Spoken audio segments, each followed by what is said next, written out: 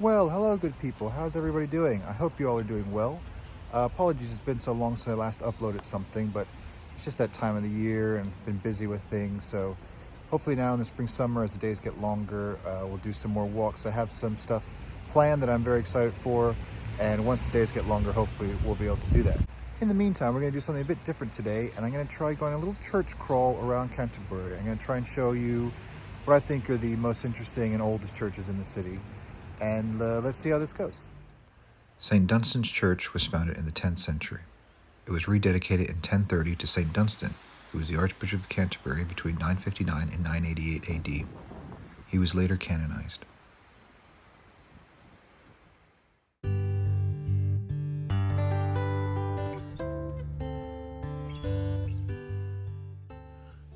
Four years after the martyrdom of Archbishop Thomas Becket in 1070, Henry II came to Canterbury to give penance for his part in the murder of the Archbishop.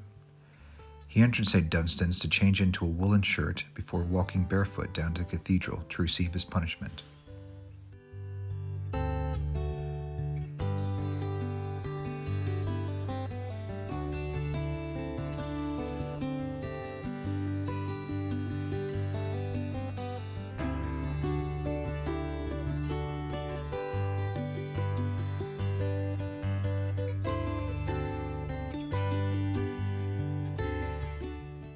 In 1535, Sir Thomas More, the Lord Chancellor of Britain, was beheaded at the Tower of London upon orders of Henry VIII for refusing to sign the Act of Supremacy and recognizing his marriage to Anne Boleyn. Thomas's daughter Margaret somehow recovered the head and buried it with her in the Roper family vault in St. Dunstan's in 1577. The vault was later enlarged and the head transferred to a niche behind a grille in the wall, where it remains to this day. You can see this in the photograph.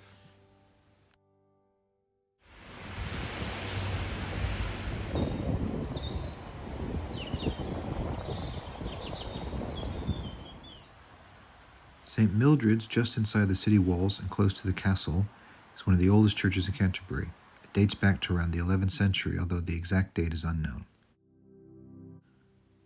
These wooden doors are Tudor, and for the proof, have a look at this detail in the door.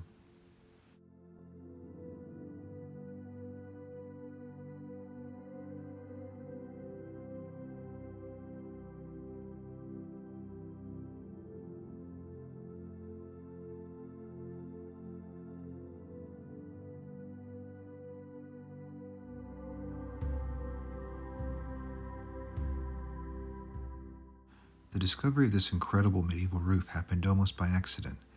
In 2008, some plaster was falling from the ceiling at the time, and when they went up to repair it, they couldn't believe what they found above their heads. Since then, all the plaster has been removed, and the beams have been restored and exposed for everyone to enjoy. Using dendrochronology, the wood dates to sometime between 1355 and 1387 AD.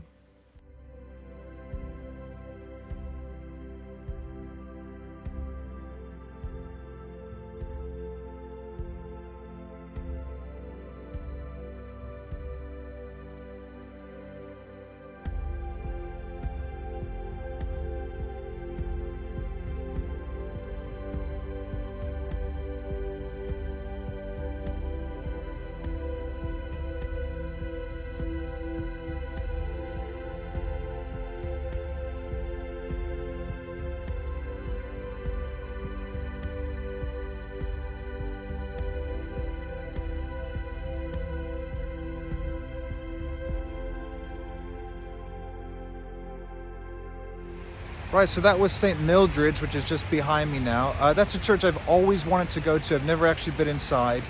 I got special permission today to go inside to film, so thank you very much. St. Mildred's and St. Dunstan's and St. Peter's, it's all run by the same organization or trust that look after the three churches, which we will be going to all three today.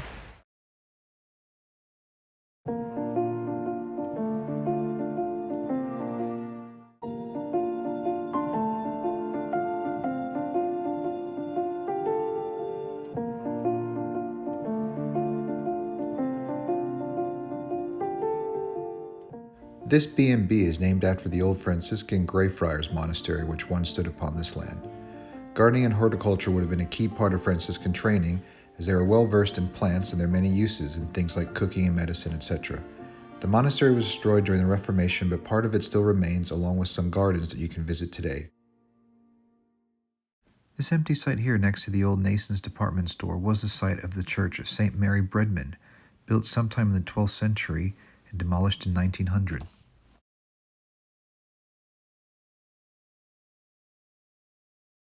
The stone tower is all that's left of the medieval St. Mary Magdalene Church, which fell into disrepair and was demolished in 1871.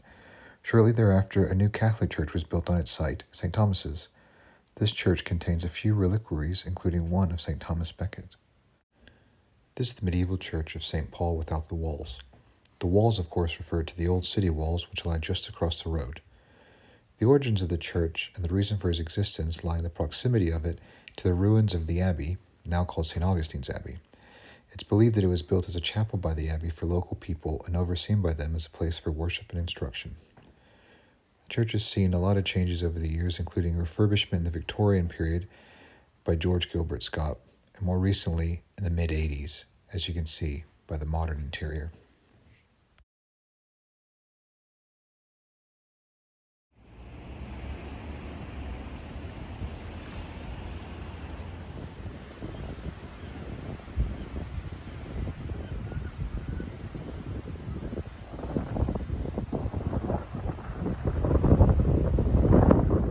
Onwards to St. Martin's and the oldest church in the English-speaking world. You see? What did I tell you?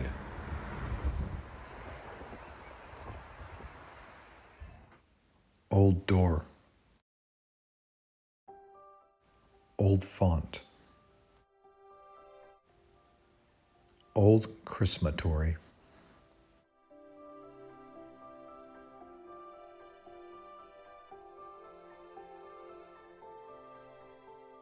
Old people looking at old stone.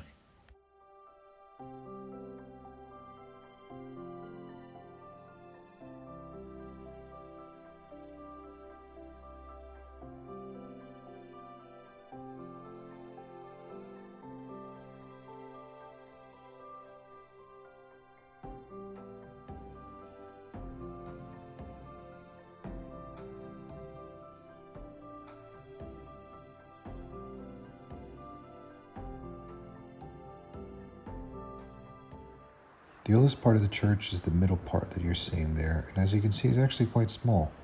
The tower and the back part of the church were built later. Into the cathedral grounds now via the Quinnen Gate. The Quinnen Gate is actually Roman and is the only remaining Roman gate left in the city. It can still be used and accessed today as a sort of shortcut into the town via the cathedral grounds.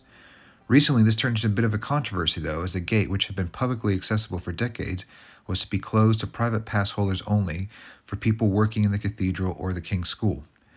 After a local uproar that included public protests, the cathedral agreed to continue to allow public access for locals who purchased a special 5-year pass for £6. St. Alphege was built around 1070 by Archbishop Lanfranc. It was rebuilt in the 12th centuries and again in the 13th and 15th centuries. Thomas Cushman was married at the church. Cushman was responsible for hiring the Mayflower, the ship which took the Pilgrims to America. Across the road from St. Alphege, you'll find Blackfriars Street. This is named after the 13th century priory which was founded here thanks to grants provided by Henry II. The only remaining buildings of the priory are both used by the King's School. This is the Hospital of St. Thomas the Martyr, Eastbridge, named after St. Thomas Becket. Soon after his death in 1170, his tomb became a focal point for pilgrimage and people started flocking to Canterbury. These people needed somewhere to stay, so a local merchant named Edward Fitz-Ogbold founded a hospital on the East Bridge on the High Street. Hospital meaning in the original sense of the word as a place of hospitality.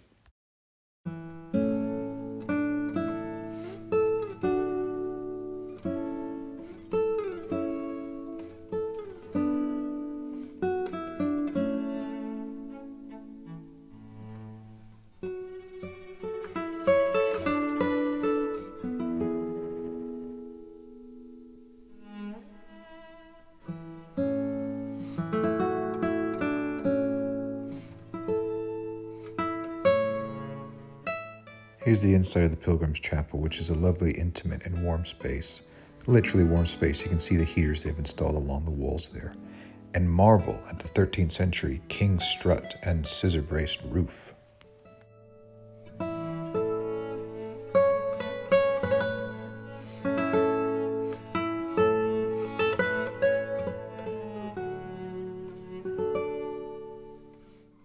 St. Peter's Church is thought to stand on the site of an old Roman church, which was later rebuilt by St. Augustine.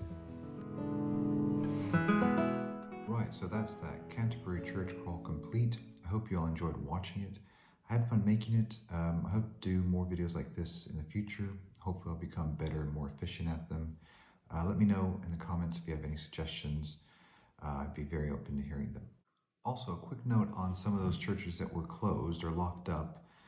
Speaking to the lady that helped me at St. Mildred's and let me in, the reason those churches are closed is because people steal and vandalize when they leave them open. And they used to be open to the public, but they had to close them because they come back and realize someone took a candle or a desk or something ridiculous from an old church. So my public service announcement today is please do not steal from old churches, and let's leave these things open for all of us to enjoy. All right, that is it. Thanks for watching, and we'll see you soon. Bye, bye, bye.